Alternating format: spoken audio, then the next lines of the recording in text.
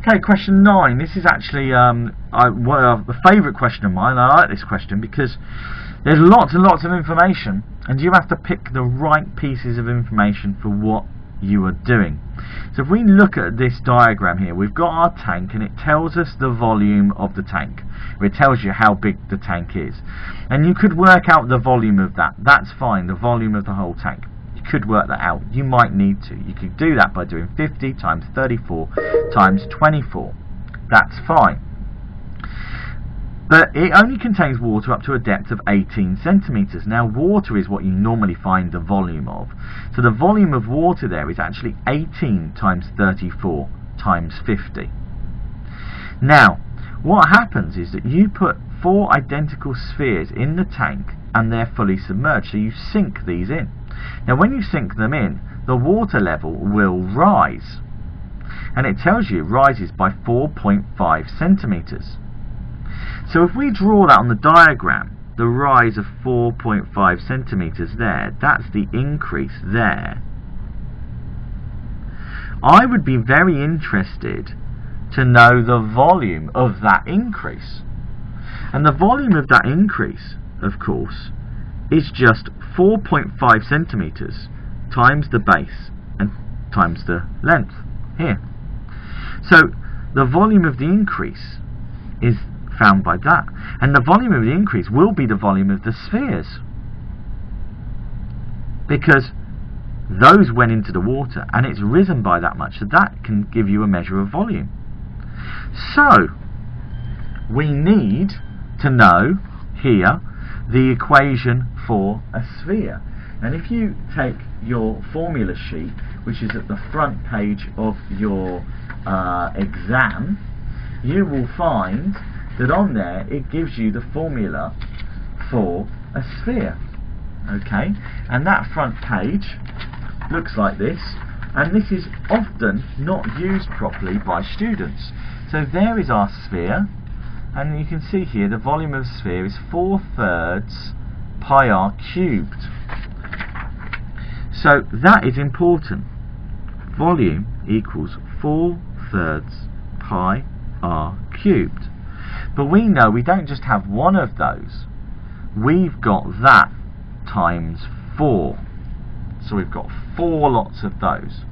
So that's the volume that's going into the tank.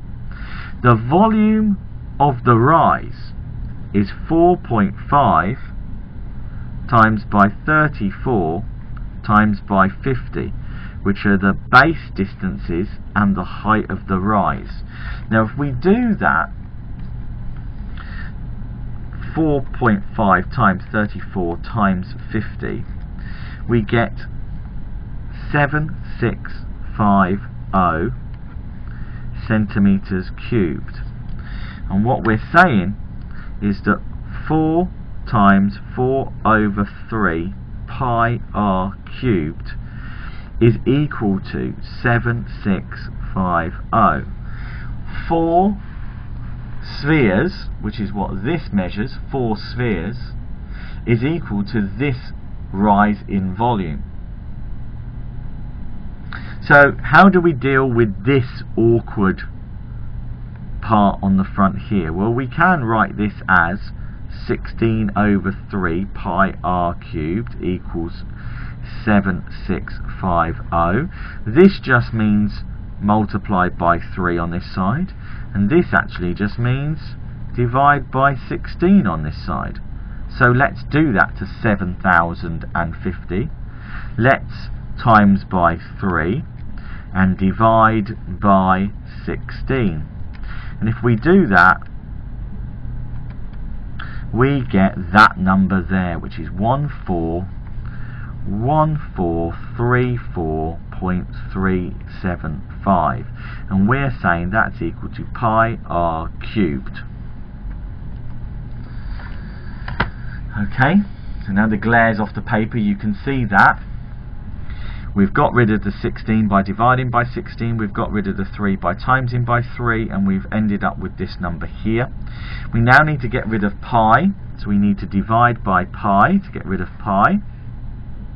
And if we divide by pi, I'm just going to lift the paper up here so I get a bit more working out space. I can see divided by pi, and I've got another number there that I am going to write down. But the thing is, I always use the whole number that's left on my calculator. I never clear my calculator and type in a truncated number or a smaller number. I always use the whole number that is left on my calculator.